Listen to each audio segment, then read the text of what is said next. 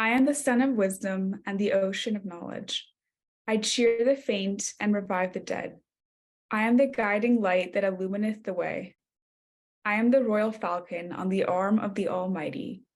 I unfold the drooping wings of every broken bird and start it on its flight. Bahá'u'lláh.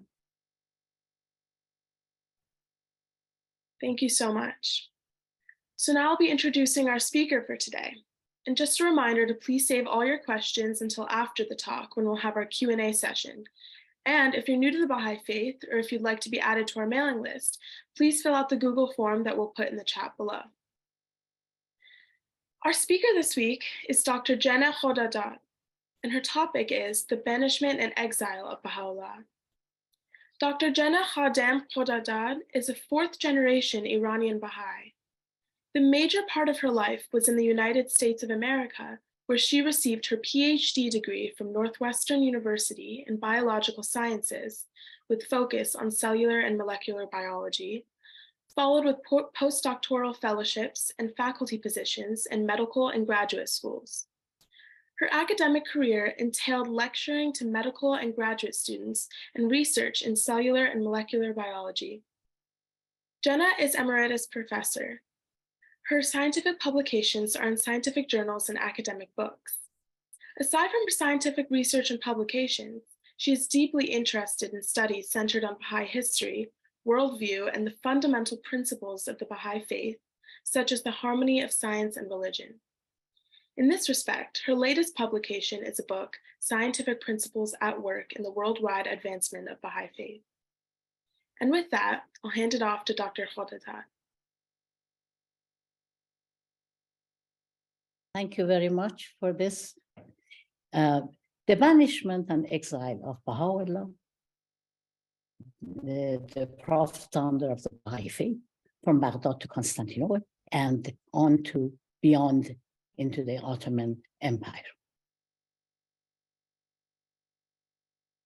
leading to the proclamation of Bahá'u'lláh to the world and its rulers. At this outset, few introductory words are in order. For those who may not be familiar with the Baha'i Faith, the most recent of the world's universal religions.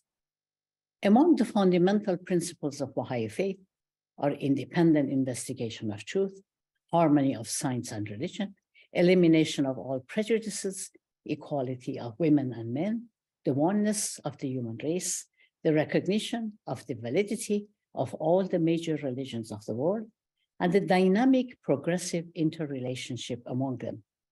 The principles and teachings of Baha'i Faith inspire and guide this global age. The Baha'i Faith is widely spread across this entire planet, from pole to pole and in all corners of the world, including within its fold diverse races, religions, nationalities, and ethnicities. It is a veritable microcosm of humanity. It is dedicated to the principle of the oneness of humankind. Thus, it is well suited for bringing about the unification and solidarity of the races, ethnicities, religions, and nations across this planet. This talk represents my perspective, my reflections on this period from the life of Baha'u'lláh. It is centered on the disclosure of the mission of Baha'u'lláh through the three phases of his ministry that spanned over 40 years through imprisonment, exile, and 4 successive banishments, taking him from his native land, Iran, to Baghdad, Iraq, and on through the Ottoman Empire, where he remained a prisoner and an exile to the end of his earthly life in 1892. The ministry of Baha'u'lláh culminated in his 3rd glorious phase through his proclamation to the world and its rulers. This presentation will be accompanied throughout with PowerPoint slides. PowerPoint slides facilitate order. Importantly, they provide valuable means for authentication of all of the sources of information and citations used throughout this talk. It is befitting that in this Rizwan season, this presentation starts from the declaration of Baha'u'lláh in the Garden of Rizwan that took place on April 21st through May 2nd, 1863. It will be followed with his banishment on May 3rd from Baghdad, from the Garden of Rizwan toward Constantinople and beyond through the Ottoman Empire. The life of Baha'u'lláh, as the lives of the prophet founders of the major religions of the world, was beset with hardship, persecution, imprisonment, banishment, and exile. Through this presentation, I wish to share few reflections on the exile and 4 banishments of Baha'u'lláh. May the magnitude of such a glorious yet harsh period from the life of Baha'u'lláh energize us. On one hand, may it impassion those who are dedicated to the Baha'i Faith. On the other hand, may it generate such interest in others as to inspire them to investigate the claims and principles of this faith. The prophetic mission of Baha'u'lláh unfolded through 3 phases. The first phase, the secret intimation to Baha'u'lláh in the prison known as the Siyah, that is Black Pit, in Tehran, Iran in 1852. In its significance and ecstasy, that secret intimation to Baha'u'lláh may be likened to the experience of Zoroaster of 7 successive dreams, of Moses with the burning bush, of the descent of the Holy Ghost upon Jesus, and the voice of Gabriel to Muhammad. The second phase, the declaration of Baha'u'lláh, the announcement of his mission to his companions in Baghdad, Iraq in 1863. That disclosure, that announcement, reached its zenith in its 3rd phase, the proclamation of his mission from Constantinople, Adrianople, and on to the penal colony of Akka in the Ottoman Empire, to the kings and rulers from 1863 to the end of Baha'u'llah's earthly life in 1892. Now a brief look at the course of the banishment and exile of Baha'u'lláh from Tehran to Baghdad on a simplified schematic map of the region. This map shows Iran and the neighboring Iraq. At that time, Iraq was part of the Ottoman Empire. The secret intimation to Baha'u'lláh was the first phase in the unfoldment of the revelation of Baha'u'lláh from Tehran, Iran.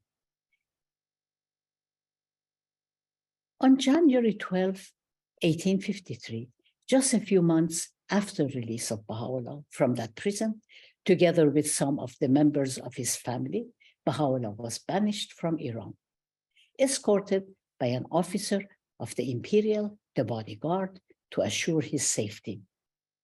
In severe cold of winter, he set out on a 3-month journey over the western snow-capped mountains of Iran toward Iraq. Arriving in Baghdad on April 8, 1853.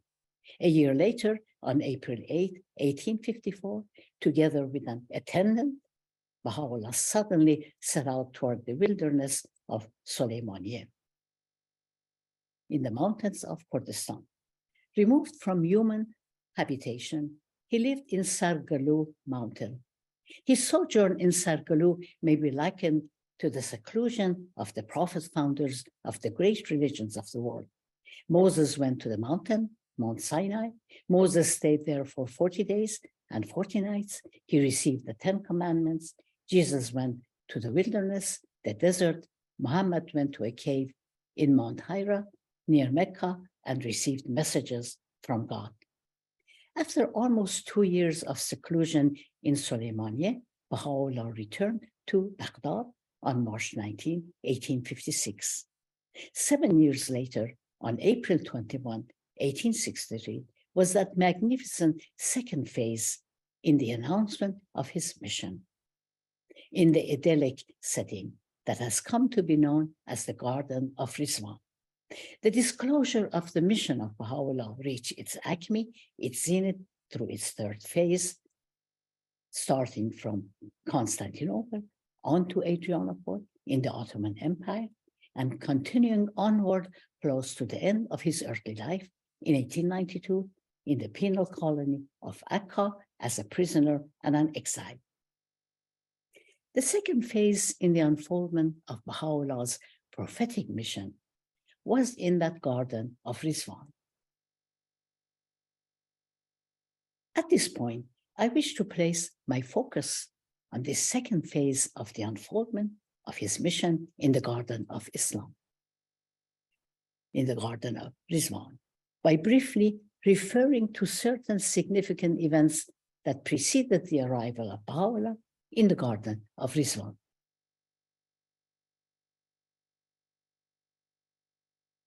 On the occasion of Nowruz of March 21, 1863, Baha'u'lláh had pitched his tent in Mazra-e Bashkash on the outskirts of Baghdad. Therein, Baha'u'lláh revealed the tablet of the Holy Mariner. Its theme is the story of the covenant and man's unfaithfulness to it. From the tone of that tablet, it became evident that the chapter of Baghdad was to come to a close. Tents which were pitched were to be folded up. Tents had not yet been taken away when an emissary of Namir Pasha, the governor of Baghdad, arrived asking Baha'u'lláh to come for an interview at the governor's headquarters. Not wanting to meet the authorities in government quarters, Baha'u'lláh suggested meeting in a certain mosque in the city. Namir Pasha, who greatly admired Baha'u'lláh, had hesitated for 3 months to convey to Baha'u'lláh the order for his banishment from Baghdad to Constantinople. After having received the order from the Ottoman Prime Minister for the 5th time, he delivered the message to Baha'u'lláh in a mosque through his deputy, Amin Pasha. Later, when Baha'u'lláh was in the Garden of Rizwan, Namir Pasha attained his presence and paid his respects. The news of the imminent departure of Baha'u'lláh from Baghdad to Constantinople spread rapidly among the inhabitants of Baghdad and neighboring towns. Many wished to attain his presence. Learning of this, the notable Najib Pasha placed his garden park, Najibiyeh, at the disposal of Baha'u'lláh. Najibiyeh became known as the Garden of Rizwan. This garden was on the outskirts of Baghdad, across the river from the house of Baha'u'lláh. On April 21, in the afternoon, Baha'u'lláh arrived in the Najibiyeh garden. Now on to the splendid declaration of Baha'u'llah's mission to his companions in 1863 in Baghdad, in the remarkable and idyllic Najibiyeh garden, subsequently designated by his followers as the Garden of Rizwan. Thus was signalized the commencement of what has come to be recognized as the holiest and the most significant of all Baha'i festivals, the declaration of Baha'u'lláh in the Garden of Rizwan. Was from April 21 to May 2, 1863. This period marks the second phase in the disclosure of the mission of Baha'u'lláh, that is, to his companions. This phase was a prelude to that final glorious stage, his proclamation to the kings and rulers of his time. Let us reflect on that celebrated declaration in the Garden of Rizwan. Baha'u'lláh was in the Garden of Rizwan from April 21st through May 3rd. The departure from the Garden of Rizwan was on May 3rd. Now, some years since, let us see ourselves in the setting of the Garden of Rizwan. Let us place ourselves in his presence. Let us relish the beauty and the fragrance of its roses, the songs of its nightingales, but foremost, the presence of Baha'u'lláh in our midst. The eminent Baha'i historian, Nabil A'azam, relates, every day ere the hour of dawn, the gardeners would pick the roses which lined the 4 avenues of the garden and would pile them in the center of the floor of his blessed tent. All these roses Baha'u'lláh would with his own hands entrust to those whom he dismissed from his presence every morning to be delivered on his behalf to his Arab and Persian friends in the city. Nabil continues, so great would be the heap of roses that when his companions gathered to drink their morning tea in his presence, they would be unable to see each other across it. Nabil continues, one night, the 9th night of the waxing moon, I happened to be one of those who watched beside his blessed tent. As the hour of midnight approached, I saw him issue from his tent, pass by the places where some of his companions were sleeping, and begin to pace up and down the moonlit, flower-bordered avenues of the garden. Nabil relates, so loud was the singing of the nightingales. Nightingales are proverbial for their expression of love and adoration for the rose. In poetic and mystical writings, nightingale symbolizes the love of the lover for the rose, for the beloved. In early morning, a nightingale sings his adoration for the rose. Nightingale symbolizes the love of man for the divine. Among poets and mystics, the love of nightingale for the rose symbolizes the impassioned and enraptured love of the lover for the beloved, of man for the divine, for the manifestation for God.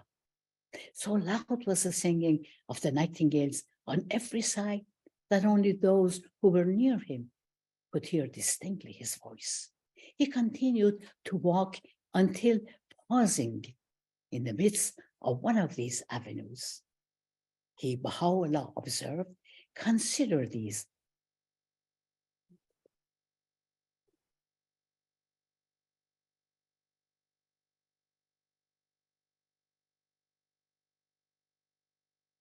Consider these nightingales. So great is their love for these roses that sleepless from dusk till dawn, they warble their melodies and commune with burning passion with the object of their adoration. How then can those who claim to be afire with the rose-like beauty of the beloved choose to sleep? The significance of the declaration of Bahá'u'lláh in Rizwan. Bahá'u'lláh acclaims that historic occasion as the most great festival, as the king of festivals. They whereon all created things were immersed in the sea of purification. Rejoice with exceeding gladness, O people of Baha, as you call to remembrance the day of supreme felicity. On this occasion, Baha'u'lláh revealed a magnificent tablet. The divine springtime is come. It is in exquisite form. Baha'u'lláh holds a magnificent dialogue with his pen symbolizing the vehicle of his sacred writings, his revelation. That tablet starts with Baha'u'lláh addressing his pen with these magnificent words. The divine springtime is come, O most exalted pen, for the festival of the All-Merciful is fast approaching. Bestir thyself and magnify before the entire creation the name of God, and celebrate his praise in such wise that all created things may be regenerated and made new. Speak and hold not thy peace. The tablet continues. Arise before the nations of the earth and arm thyself with the power of this most great name, and be not of them that tarry. The departure of Baha'u'lláh from the Garden of Rizwan. The order of Ali Pasha, the Prime Minister of the Ottoman Sultan, had been communicated to Baha'u'lláh through Namir Pasha, the governor of Baghdad, for the banishment of Baha'u'lláh toward Constantinople, the capital of the Ottoman Empire. In courteous language, the letter invited Baha'u'lláh to proceed to Constantinople as the guest of the Ottoman government. Thus, order had been issued for his banishment from Baghdad to Constantinople. Namir Pasha, who had great respect for Baha'u'lláh, handed a written order to the officer appointed to accompany Baha'u'lláh, commanding the governors of the provinces through which the exiles would be passing to extend to them their utmost consideration. Alas, the time of the departure of Baha'u'lláh from the Garden of Rizwan had come. The departure was at noon on the 14th day of Zilqa'dah, 1279 Anno Hijra, that is May 3rd, 1863. Believers and unbelievers alike sobbed and lamented. Emotions were stirred to such depths as no tongue can describe. Visualizing that departure, mounted on his steed, a red-roan stallion of the finest breed, the best his lovers could purchase for him, and leaving behind him a bowing multitude of fervent admirers, he rode forth on the first stage of a journey that was to carry him to the city of Constantinople. Numerous were the heads, which on every side bowed to the dust at the feet of his horse and kissed its hoofs, and countless were those who pressed forward to embrace his stirrups. Baha'u'lláh left the Garden of Rizwan on May 3rd, 1863. The journey of Baha'u'lláh from Baghdad toward Constantinople. Firayjat at the outskirts of Baghdad, 3 miles on the bank of the Tigris, was the first stopping place in the course of that journey. Baha'u'lláh was in Firayjat for several days. In Firayjat, horses were made to run a course to test them. On May 9th, 1863, accompanied by members of his family and 26 of his disciples, Baha'u'lláh left Firayjat, set on the course of a journey toward Constantinople. They continued onward, taking this path through 22 villages, that is to Elahiye, and from there onward toward Samsun on the Black Sea, and from Samsun to Sinop, to Anyaboli, and on to Constantinople, arriving in Constantinople on August 16. Abdul Baha has given a vivid and delightful account of the spirit of that journey in his memoir of Mirza Aghay Munir, Janab Munib. Let us visualize that idyllic yet arduous journey, a procession of a caravan of hudas through mountainous roads and valleys, headed towards Samsun on the shore of the Black Sea. A caravan towards Samsun on the Black Sea, a caravan of 50 mules, 26 disciples of Baha'u'lláh, family members of Baha'u'lláh, a mounted guard of 10 soldiers with their officers, 7 pairs of hudas, each pair surmounted by 4 parasels. A rendition, a drawing of huda, that is kajave. Each pair surmounted by 4 parasels, wending its way across the uplands and through the fields, the woods, valleys, and pastures, through the picturesque scenery of eastern Anatolia, heading toward the port of Samsun on the Black Sea. Let us visualize once again that magnificent procession. Kajave settled on mules, while on move, Baha'u'lláh was seated in his Kajave. Baha'u'lláh was a masterful horseman. He would mount his horse when approaching a village or town to meet the officials. Let us bring forth those scenes. Haji Mahmud walked in front, holding the reins of the mule which bore Baha'u'llah's Kajave. Ibrahim Amir Neyrizi and Janab Munib walked on either side of the Kajave of Baha'u'lláh. Munib, an accomplished youth, educated, a calligrapher and a poet, carried a lantern in front of the Kajave of Baha'u'lláh. Munib insisted on walking the entire distance alongside Baha'u'llah's Kajave on foot. Abdul Baha, at that time, 19 years old, describes how many nights he and Janab Munib walked on either side of the Huda, the Kajave of Baha'u'lláh. Let us bring forth those stirring scenes.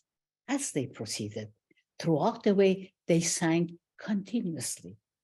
They sang with ecstasy and in jubilation. One of their songs was an ode from the Persian poet Hafiz. It starts with these verses: "Come, let us scatter roses." In the Persian language, "Bia ta gul barafshanim o mi dar saqar andazi." Falak ra sakh بشکافیم و طرح نو دراندازیم. Come, let us scatter roses, let us burst through the heaven and bring forth a new order. In this manner, the caravan continued on this path. They had numerous challenges throughout this arduous journey towards Samsun, including repair of kajave, guiding horses, the feeding and care and well-being of animals, and tortuous roads and hazardous mountain passes. Due to the heat of day, it was customary to travel by night.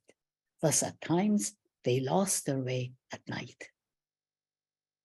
They proceeded through 22 small towns and villages, uplands and lowlands, before reaching Samsun on the Black Sea.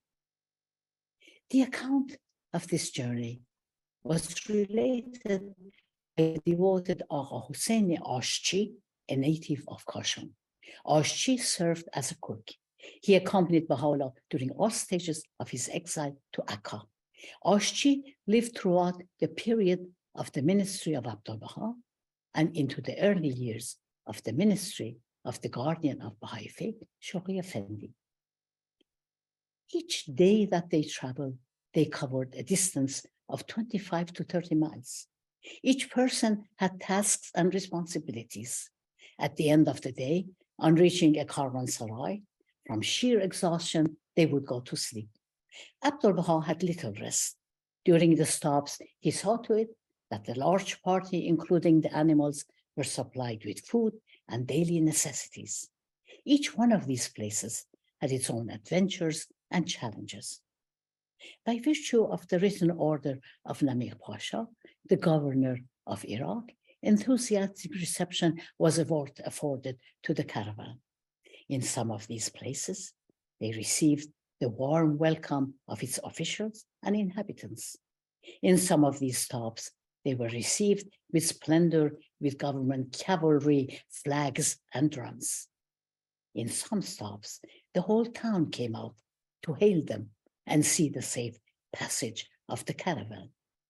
In some places, such as Salahiyeh, high officials, the Qa'im Maqam, and other notables came to greet the caravan, offered their respect, and held a festival in their honor. In some stops, such as Zaku, they were also received and greeted by Qa'im Maqam and other notables who had waited at the roadside to greet them, had prepared a feast for them, provided protection, and escorted them. In Mardin, the road lay through the main street of Mardin. Government cavalry with flags flying and drums beating preceded the caravan, escorted by the Mustaref, the governor himself, and other high officials and notables. The whole town had come out to see the passage of the caravan. In Kharput, the acting governor general came to call on them, offering support from the governor general Izzat Pasha. In this manner, the caravan continued on this path through the picturesque eastern Anatolia, coursing through fields, woods, pastures, valleys, lowlands, and uplands of the mountains, such as this in Amasya. In such spirit, they coursed through the entire path towards Samsun on the Black Sea. Throughout, they continued singing those same verses from Hafiz. بیا تا گل برافشانیم و می در ساغر اندازیم فلک را سخت بشکافیم و طرحی نو دراندازیم.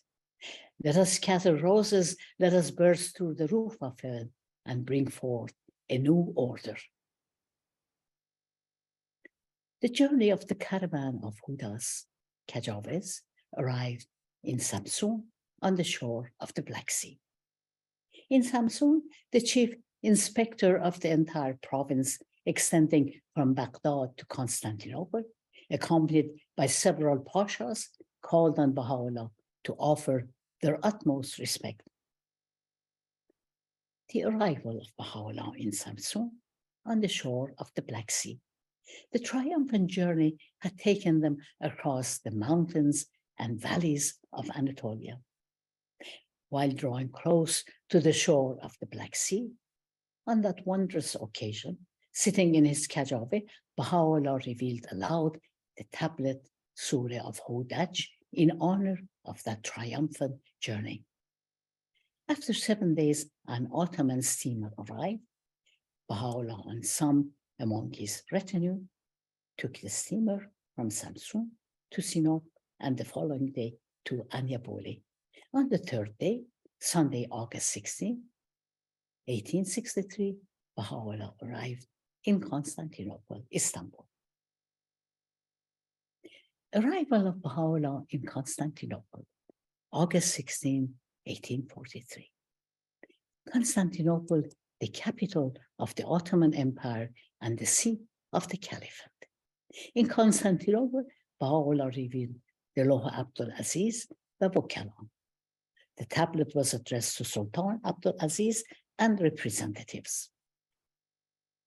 Through an official Shamsi Beg, this tablet was delivered to Ali Pasha, the prime minister, to be given to the Sultan.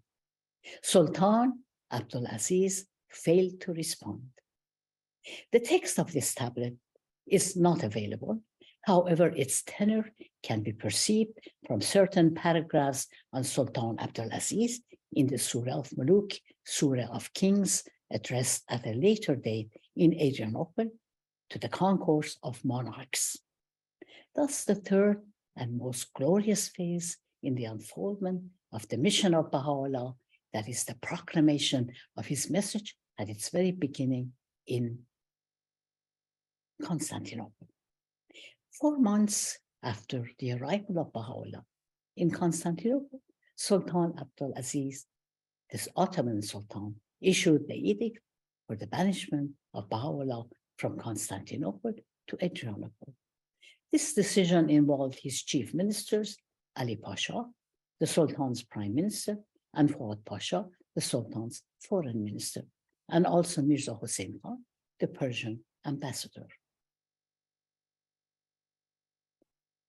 They were exiled, the banishment of Baha'u'lláh to Adrianople. They were exiled from Constantinople to Adrianople in the severe cold of winter. Some were mounted on pack animals, others were to ride in wagons. Arrival in Constantinople on December 12, 1863. This was the third banishment of Baha'u'lláh. The proclamation of Baha'u'lláh that had its beginning in Constantinople continued with fuller force and greater intensity in Adrianople. Adrianople is at the far corner of the European continent.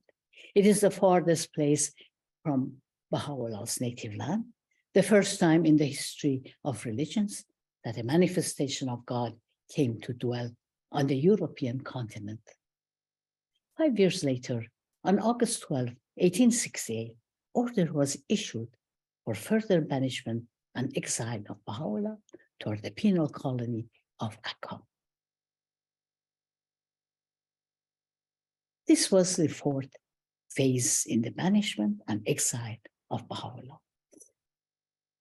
The course of continuing banishment and exile of Baha'u'lláh, leading to his proclamation to the kings and rulers of his time, the third glorious phase in the unfoldment of his revelation, is shown on a schematic map of the region. That is phase 1, that secret intimation in 1853 in Tehran, in the Black Pit, in Siachal. Phase 2, the announcement of his mission to his companions in Baghdad. Phase 3, the proclamation of Baha'u'lláh from Constantinople and Adrianople, and on through the course shown on the schematic map of the region to the penal colony of Akka. There shining with greater radiance in Akka.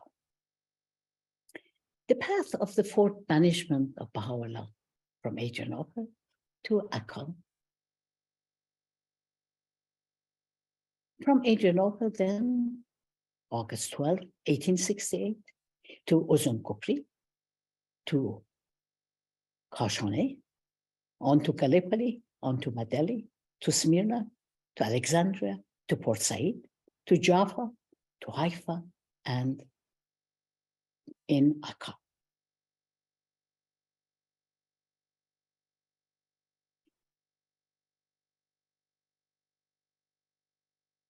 On August 31,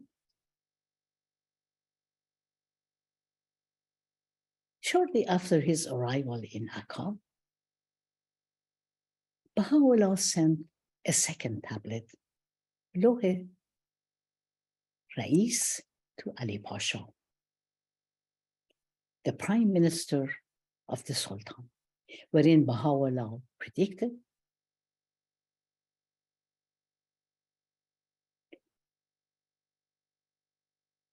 along this path, on the way from Kashane to Gallipoli, Baha'u'lláh addressed the Surah of Rais to Ali Pasha. Shortly after his arrival in Akka, Baha'u'lláh sent a second tablet, the Lohe Rais, to Ali Pasha, wherein Baha'u'lláh predicted that God's wrathful anger would seize him. Another tablet, Lohe Fuad, was also sent from Akka.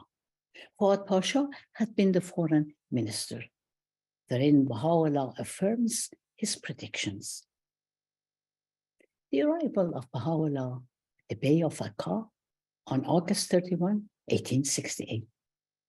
Akka was the penal colony to which murderers, highway robbers, and political agitators were consigned from all parts of the Turkish Empire.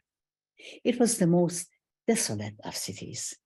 People came to jeer him, the new arrival, a prisoner and an exile. Baha'u'lláh had assurance of the victory of his cause.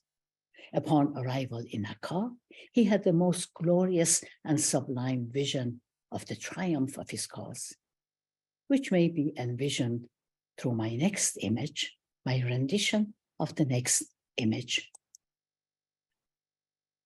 In the tablet, the Lohe Sayyah, Baha'u'lláh states, upon our arrival, we were welcomed with banners of light, whereupon the voice of the Spirit cried out, saying, soon will all that dwell on earth be enlisted under these banners.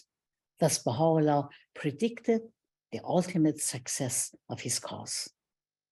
Together with those who accompanied him, Baha'u'lláh was cast in the prison of Akka, known as the Most Great Prison, the prison in which murderers, highway robbers, and political agitators were consigned from all parts of the Turkish Empire.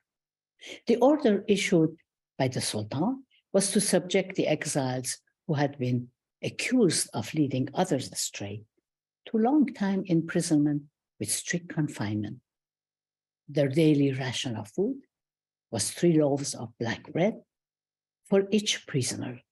The Falman, the order of the Sultan that the prisoners should not associate with local inhabitants, was read publicly soon after the arrival of the exiles in the principal mosque of the city. Through the course of this 4th phase of banishment and exile, the proclamation of Baha'u'lláh continued with full force. Baha'u'lláh continued to address the kings and rulers of his time, a process which had started from Constantinople and Adrianople and had continued through the course of his banishment to Akka, was proceeded from the most great prison of Akka. During the course of his imprisonment in the most great prison, some of his followers traveled on foot from distant parts just to catch a glimpse of him. Baha'u'lláh viewed them from that upper window of the cell in the most great prison, overlooking the desolate bay of Akka. They felt blessed to see just the motion of the hand of Baha'u'lláh. From this prison, Baha'u'llah's proclamation to the kings and rulers continued. shedding its light with greater intensity, with greater brilliancy. In the words of Abdu'l-Baha, it was a star, now it became a mighty sun. Baha'u'lláh was in the great prison over 2 years. Due to the mobilization of Turkish troops, Baha'u'lláh and those who accompanied him were removed from the barracks. The proclamation of Baha'u'lláh continued after he left the great prison of Akka. From the house of Abu, within the city wall, Baha'u'lláh revealed the book of Aqdas, his most holy book. Therein, Baha'u'lláh delineated the charter of the future civilization. Therein, he addressed some of the noblest passages of his most holy book. Therein, he issued summons to several sovereigns and also to the presidents of the great republic of the West, that is the United States. And he also addressed the collective body of ecclesiastics. Therein, once again, he announced his mission to the kings of the earth, both in the East and in the West, both Christian and Muslim, who he had admonished and warned in the Surah of Muluk. The summons of Baha'u'lláh to the kings and rulers.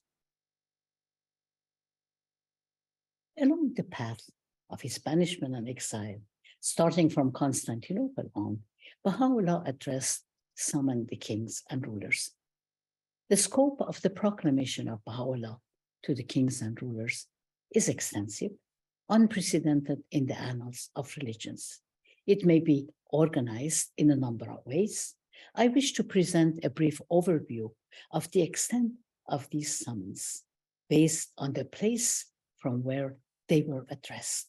That is from Constantinople, tablet to Sultan Abdulaziz of Turkey, from Adrianople, first tablet to Napoleon III, tablet to Nasruddin Shah, and this tablet was dispatched later from Akka through that heroic youth, Bahá'í, tablet to the kings collectively, from Gallipoli, Surah Rais to Ali Pasha, and from Akka, these very significant summons. Second tablet to Napoleon III, tablet to Tsar Alexander II, tablet to Queen Victoria, tablet to Pope Pius IX, and in the Aqdas, summon to Wilhelm I, summon to Franz Joseph, to the presidents of the Republic of America, to the Sultan of Turkey, and to the ecclesiastics collectively. Two previously mentioned tablets sent from Akka complete this overview of the scope, extent, and range of these summons.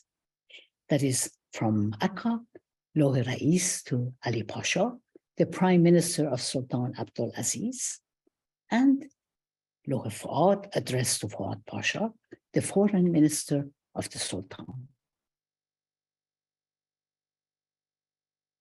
The third glorious phase in the disclosure of Baha'u'llah's revelation, his proclamation to the kings and rulers, its zenith, its pinnacle, was extensive and expansive with a wide scope.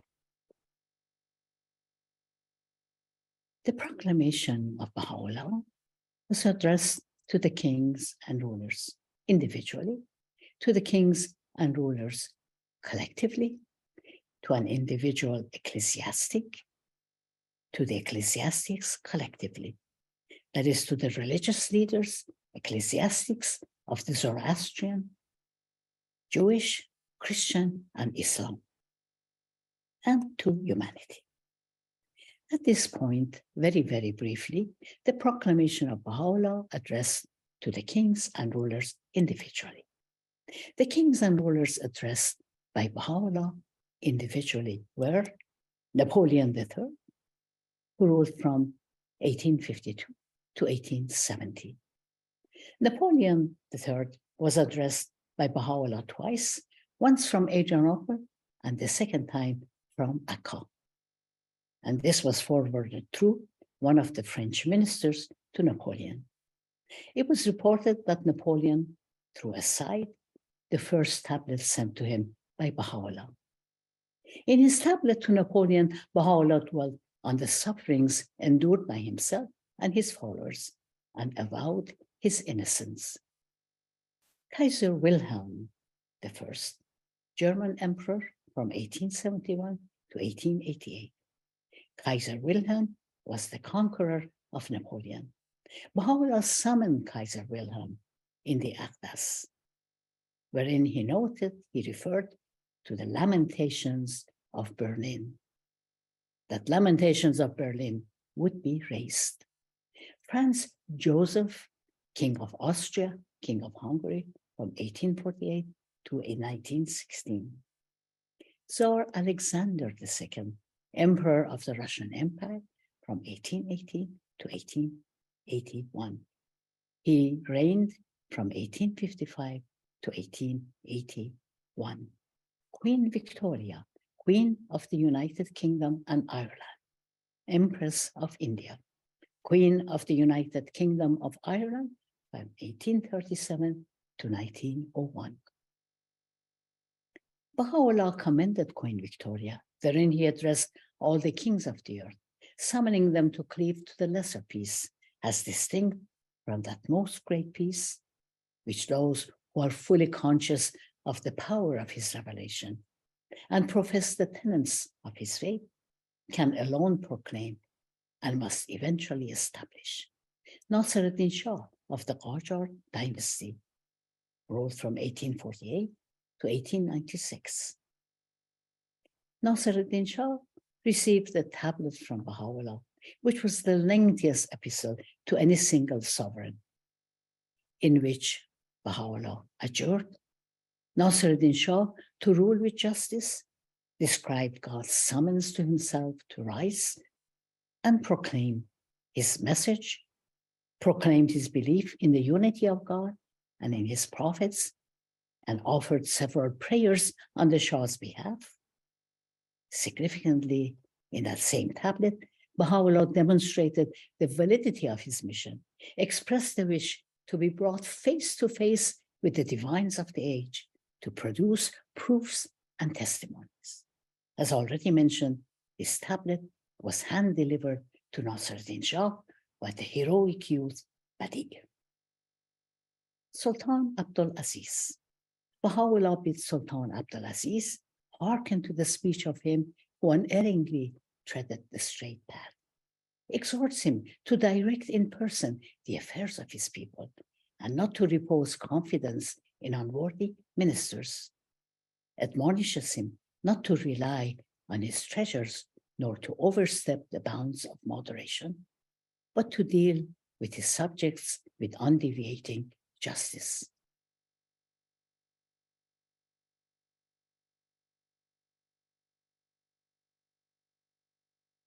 Pius IX, the head of the most powerful church in Christendom, Baha'u'lláh addressed the most weighty epistle.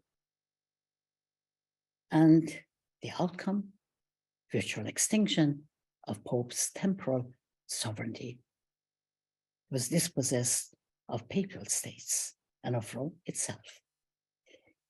The scope of the proclamation of Baha'u'lláh to the kings and rulers. The scope of the proclamation of Baha'u'lláh was expansive. Baha'u'lláh, as a prisoner and an exile, proclaimed his message to the most powerful rulers of his time, as well as to the ecclesiastics and religious leaders, and also in general to humanity. The wide outreach and scope of such commanding summons to the sovereigns, potentates, and religious leaders, from a prophet founder of a religion, a prisoner, and an exile, is unprecedented in the history of religions. Such an outreach is a reflection of the breadth of the mission of Baha'u'lláh for the reconstruction of society and his vision of a global civilization wherein all nations, races, and religions can be unified. He admonished those rulers to heed his guidance. The proclamation of Baha'u'lláh to the kings and rulers, the path to peace, These letters, warnings, were sent at a critical point in history. Animosity, hostility, and conflict were at high level. Europe was in turmoil. The buildup of armaments had escalated. European countries were stockpiling their weapons. Europe was at the brink of a major conflagration. The exigencies of the times required warnings. Through such extensive summons, Baha'u'lláh offered the path to peace while there was yet time. In these summons messages, Baha'u'lláh asked the kings and rulers to heed his guidance, to forestall their pileup of armaments, to reconcile their differences, and look after the welfare of their subjects. We may wonder, had the call of Baha'u'lláh been heeded when there was yet a window of opportunity for peace? Would the First World War have been averted, and consequently the Second World War? Baha'u'lláh offered the path to peace while there was yet time. It was not heeded. Alas, the First World War broke out 22 years after the end of the earthly life of Baha'u'lláh. The call raised by a captive, an exile, and a prisoner, addressed to the most powerful and influential rulers of his time, and to the ecclesiastics and to humanity, will reverberate over the ages and centuries. May it admonish and instruct the war-torn humanity to follow the path to peace toward the reconstruction of society. This presentation from Baghdad to Constantinople and beyond was a brief overview of the 4 banishments and exile of Baha'u'lláh, the prophet founder of the Baha'i Faith. The unfoldment of the mission of Baha'u'lláh culminated in its glorious 3rd phase through the proclamation to the world's rulers, ecclesiastics, and humanity.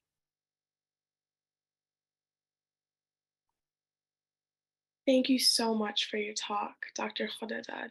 I was just entranced. I thought it was so interesting, the deep dive you did into the history of Baha'u'lláh and his journey. It was very eye-opening.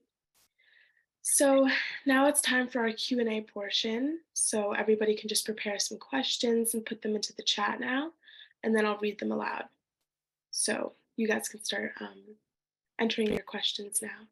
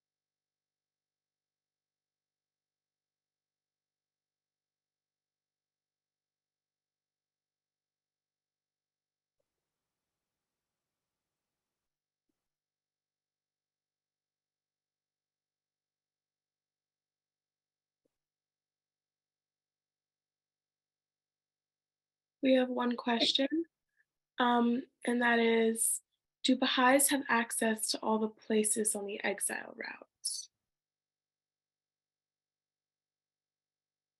Can you repeat, do Baha'is have access to all of the, you mean tablets, all of the writings?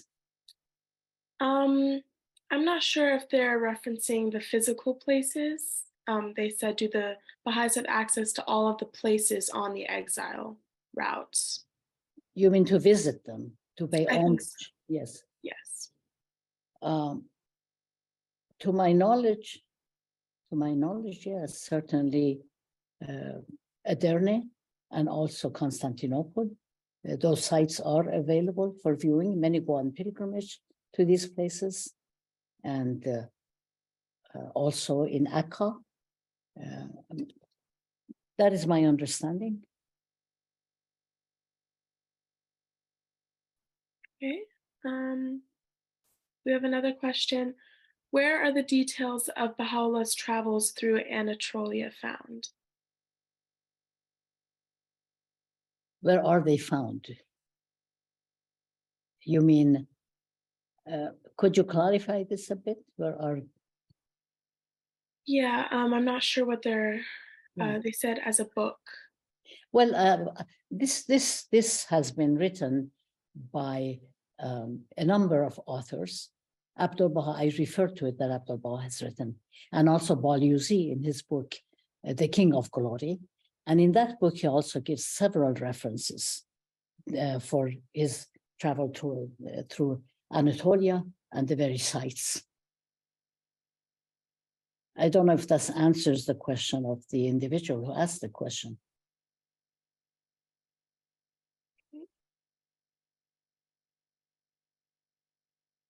If we have any more questions.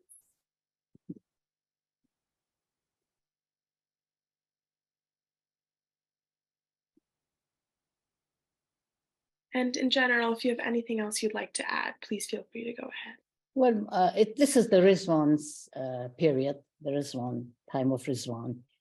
Today is the second day, and I felt inspired to start from the Garden of Rizwan and then continue on, because that was the beginning of the banishment, the second round of banishment of Baha'u'lláh from Baghdad to Constantinople. And then thereon, it continued on through the rest of the Ottoman Empire.